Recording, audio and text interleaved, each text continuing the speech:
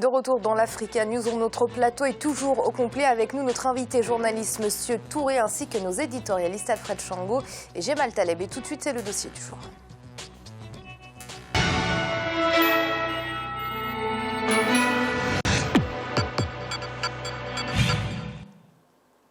Arrivé à la tête du premier tour des élections démocratiques qui ont mis fin à la transition, des premières mesures phares du président burkinabé Roch Marc Christian Kaboré était de relancer l'économie du pays, de s'attaquer à la question de l'emploi des jeunes. 3 mois plus tard, après avoir occupé le palais de Kossiam, comment peut-on apprécier ces actions? Peut-on d'ailleurs les apprécier au bout de 3 mois? Telle est la question auquel a tenté de répondre notre correspondant au Burkina Faso, Jean-Paul Ouedraogo. Depuis le 29 novembre 2015, le Burkina Faso a renoué avec la normalité constitutionnelle. Après une insurrection populaire qui a eu raison du pouvoir de l'ancien président Blaise Compaoré et une transition qui aura duré 13 mois, Roch Marc Christian Kaboré a été élu président du Burkina Faso. Avec plus de 53% des voix et des alliances nouées avec d'autres partis comme l'UNIR-PS, l'Union pour la Renaissance, parti sankariste, ou encore le Parti pour la Renaissance nationale, le Parent, son pouvoir jouit d'une majorité aussi à l'Assemblée nationale. Investi le 29 décembre 2015, Roch Marc Christian Kaboré a, lors de son discours d'investiture, tracé les grandes lignes de son mandat. Il s'agit de lutter efficacement contre le chômage, rendre accessibles à tous des services de santé de qualité, une bonne gouvernance, mais aussi la relance de l'économie. Plus de 3 mois après sa prise de fonction, le président Roch Marc Christian Kaboré a-t-il tracé les sillons pour la mise en œuvre de son programme de société? Que retenir des premiers mois de sa gouvernance? Selon un sondage commandité du 8 au 12 avril 2016 par la Convention des organisations de la société civile pour l'observation domestique des élections, la CODEL, 46% des opinions recueillies auprès d'un échantillon de 2052 personnes à travers le pays ont enregistré des avis défavorables sur la gestion du président élu. Pour certains acteurs de la société civile, à l'image de Pascal Zaïda, coordonnateur du cadre d'expression démocratique, le bilan des premiers mois du président Roch Marc Christian Kaboré n'est pas satisfaisant. Quand vous prenez au plan économique, en 3 mois, vous avez la misère du peuple burkinabé qui ne fait que s'agrandir. Les plaintes à tous les niveaux. Et vous prenez les volets social, alors, aucune action allant dans le sens d'aborder un nouveau contrat social n'apparaît. Pour les acteurs de la scène politique burkinabé, le président Kaboré a hérité d'un pays qui sortait à peine d'une transition assez difficile. Pour eux, il faut donner du temps au président élu pour la mise en œuvre de son programme qui s'étale sur 5 ans. En tout cas, le gouvernement a réussi à calmer, si tu voulais, à contenir un peu la pression sociale qui, elle, est une réalité et d'ailleurs qui est légitime parce que vous avez des travailleurs, des syndicats qui, pendant plus de 27 ans, ont été les parents pauvres de tout un système. Donc les besoins des populations, les besoins des travailleurs sont des besoins légitimes, compréhensibles. Début avril 2016, l'Union d'action syndicale, l'une des importantes organisations qui regroupe les centrales syndicales et les syndicats autonomes du pays, ont donné de la voix. Cette formation demande au gouvernement le respect de ses engagements pris sous la transition, des engagements qui se résument en l'amélioration des conditions de vie des travailleurs. La loi 013 qui a été relue en loi 081, votée par le Conseil national de la transition le 24 novembre 2015, stipule que dans la fonction publique, il n'y a plus de contractuels. Mais tous ceux qui sont en train d'être recrutés dans cette période et dans ce sens-là, se sont appelés des contractuels. Donc ça veut dire que l'État lui-même se donne à cœur joie à violer l'ensemble des lois qui devaient régir notre vie en communauté dans notre pays, ce qui n'est pas acceptable. Donc face à ces mesures, je ne vois pas en quoi je peux estimer et manifester un sens de satisfaction. Dans le cadre de la mise en œuvre du programme de société du président Kaboré, le gouvernement a, en avril 2016, lancé un recrutement massif d'enseignants ainsi que de personnel de santé. Au total, ce sont environ 24 000 fonctionnaires qui vont intégrer l'administration burkinabé. Des actions à saluer pour certains. Durant les 3 mois, il a annoncé d'abord, sur le plan de la scolarité, le recrutement de 4 200 jeunes pour donc l'éducation. Il a annoncé dans le domaine de la santé la gratuité de la santé pour les enfants de 0 à 5 ans et de la mère. Il a annoncé également le recrutement de 2 agents communautaires par commune. Vous voyez, Et nous avons, ça fait 16 000 agents donc, qu'il doit recruter. Et toutes ces mesures sociales immédiates sont en marche. Et vous avez vu, il a lancé également dans le Burkina le programme Eau potable pour tous, en lançant déjà 1000 forages qu'il entend mettre en branle. À l'instar de cette volonté politique majeure qu'est la rationalisation de la dépense publique, l'autre défi que comptait relever le nouveau locataire de Kosiam était sans doute le redémarrage de l'économie. Une économie qui a pris du plomb dans l'aile. L'investissement privé national est quasiment à l'arrêt du fait que les opérateurs économiques croulent sous le poids de la dette intérieure. Preuve que le besoin de financement de l'économie burkinabé est une réalité. Tant qu'il n'y aura pas une traçabilité très claire qui donne confiance aux Burkinabés et qui les fait voir où va l'argent qu'il met dans les caisses de l'État, ça va être relativement difficile d'aller plus loin que ce qui est fait. Parce que déjà, il faut dire que depuis 2009, il y avait déjà une réforme fiscale qui avait permis, en tout cas jusqu'aux années fin 2015, d'avoir des recettes qui sont toujours en croissance pour le moment. Il pourrait faire un peu, mais tant que ces questions-là ne seront pas résolues, ça va être difficile de lever d'autres taxes en tant que telles. Dans le programme de société du président Kaboré figure en bonne place la lutte contre la corruption ainsi qu'une gouvernance saine. Mais au sein de la société civile, des acteurs estiment que les signaux tardent à venir. Nous, nous exigeons qu'au premier niveau, il est d'un devoir supérieur de la nation, à travers les dirigeants qui sont aux commandes du pays, de faire en sorte à ce qu'il y ait justice pour ces martyrs, justice pour leurs familles, et aussi considérer que les orphelins doivent être considérés comme des pupilles de la nation. Le deuxième niveau, c'est la question de la lutte contre l'impunité et la corruption. On ne peut pas admettre que des gens qui sont soupçonnés de malversation foncière, et d'être impliqués dans des malversations foncières et de détournement de deniers publics, on les amène à la maison d'arrêt de correction et quelques mois après, on procède à des libérations massives sans expliquer au peuple burkinabé ce qu'il en est. Somme toute, la priorité du pouvoir en place est de remettre le Burkina au travail après une transition émaillée par des crises politiques et sociales. Le président Roch a montré sa disponibilité à discuter avec les forces sociales. Vous avez vu déjà les magistrats, sans avoir pris solidement le pouvoir, ils se sont engagés dans des revendications. Et le président Roch, en un quart de tout, s'est saisi du dossier. Ça aurait été au temps de Blaise Compaoré. Et Blaise va mettre des mois et des mois sans recevoir les responsables syndicaux. Alors, c'est pour dire qu'il y a quand même une nouvelle gouvernance qui est en marche. Nous ne disons pas que tout est parfait, mais je pense que pour un début, on peut féliciter quand même ces 3 mois de la gouvernance Roch. Avec l'élection du président Roch Marc Christian Kaboré, une page de l'histoire du Burkina Faso se tourne. Après 27 ans de règne de Blaise Compaoré et une transition mouvementée de plus d'une année, le programme de gouvernance du nouveau président est construit autour de la santé, l'agriculture, les infrastructures modernes, de grands chantiers estimés à plus de 7 000 milliards de francs CFA sur 5 ans.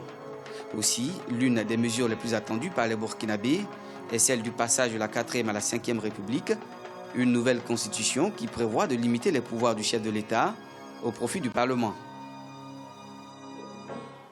Monsieur Touré, quand on arrive derrière un président comme Blaise Compaoré qui est resté 27 ans à la tête du Burkina Faso, les défis doivent être nombreux pour le nouveau président burkinabé. Bon, je pense que c'est pas parce que le problème n'est pas Blaise Compaoré, je le dis souvent. Le problème, c'est la transition. Tous les pays qui ont connu une transition avant les élections, les présidents qui sont arrivés ont hérité d'un État hyper chaotique. Et connaissant aussi la transition burkinabé, on s'en rend compte que l'héritage devrait être assez lourd. C'est vrai qu'il y a eu la révolution, on a saché Blaise, mais ça ne veut pas dire qu'on a mis tout à terre. Blaise n'a pas laissé un pays hyper détruit. Blaise, au moins, il a laissé un pays un peu construit. Mais pour moi, je reste convaincu aussi qu'il est très difficile d'apporter un jugement de valeur sur les 100 jours de Roch. Dans la mesure où, je viens de le rappeler, la transition a été une transition très très chaotique. Les acteurs de la transition, malheureusement, cet aspect n'a pas été occulté dans les analyses. Le sort des acteurs de la transition, et cela a permis à certains ministres de se livrer à des malversations financières ou autres. Donc voilà.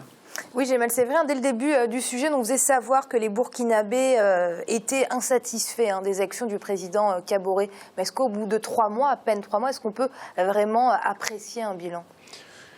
Le Burkina Faso est un grand pays. Les Burkinabés sont un grand peuple. Et j'ai beaucoup d'admiration pour les Burkinabés. Je ne peux qu'avoir de l'admiration pour un pays qui a donné Thomas Sankara. Je ne peux pas faire autrement. Je ne peux qu'avoir du mépris pour celui qui l'a tué, celui qui l'a assassiné. Et ce pays a produit Blaise Compaoré, qui l'a tué, qui a tué Norbert Zongo, qui est un criminel, qui a un passé peu glorieux vis-à-vis de ses voisins. Et M. Touré a des colères assez sélectives. Je ne les ai pas. Et je considère que la révolution burkinabé est une révolution légitime et que le Burkina est un pays... Les Burkinabés, d'abord, sont un peuple de paix et de sérénité. Tout le monde le sait, tout le monde le dit. Le président Kaboré est arrivé au pouvoir après un processus de courage réel. C'est-à-dire qu'il s'est opposé à ce qu'il considère lui. D'ailleurs, je fais partie de ceux qui considèrent qu'on a le droit de changer une constitution. Mais il a considéré, lui, que ça n'était pas son regard. Et il s'est opposé, il est arrivé au pouvoir. Il est arrivé au pouvoir de façon démocratique, élu. Il a plutôt consolidé les institutions de ce pays. Sur les 3 ou 4 mois qu'il vient de passer au pouvoir, il n'a pas à rougir. Il a plutôt consolidé l'appareil judiciaire, il a consolidé les institutions, il a organisé des élections respectables et je crois qu'il est en train d'organiser bientôt des municipales qui vont sans doute se passer dans de bonnes conditions. Donc il n'a pas à rougir de cette situation. Et au-delà de ça, les équilibres économiques du pays sont effectivement difficiles. Ils sont difficiles parce qu'ils ont vécu 30 ans de gestion chaotique. Ils sont difficiles parce qu'ils ont vécu 1 an et demi de situation pénible. Il lui appartient maintenant de continuer, d'amplifier le travail qu'il a fait. Le travail qu'il a fait est d'avoir un travail de confiance, c'est-à-dire donner confiance à ceux qui vont investir, donner confiance aux opérateurs économiques, donner confiance et mettre en place un cadre économique, juridique, propice à une croissance économique. Le reste, je n'ai aucun doute qu'il suivra. Et au-delà de la personnalité du président Marc Kaboré, c'est d'abord le Burkina et les Burkinabés, et le génie des Burkinabés qui va sans doute changer la situation. Difficile de faire un bilan sur 3 mois, mais jusqu'ici, l'étape franchie est bonne et le président Kaboré a plutôt fait du bon travail.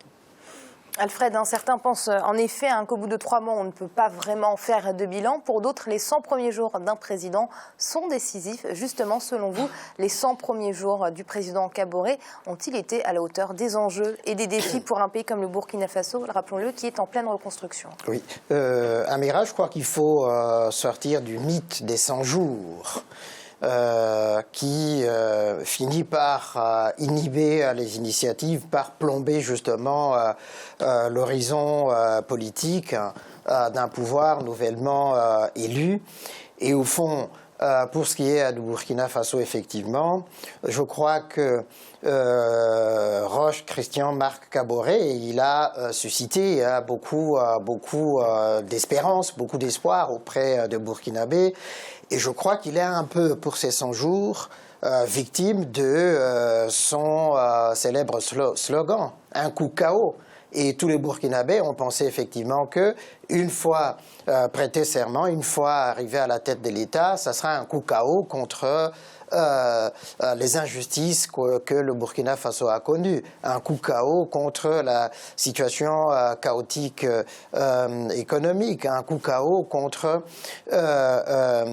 l'insécurité, etc. Donc ce sont tous ces enjeux-là qui laissent un certain nombre de Burkinabés un peu sceptiques par rapport à l'action qui est engagée par Roch Christian Marc Kaboré.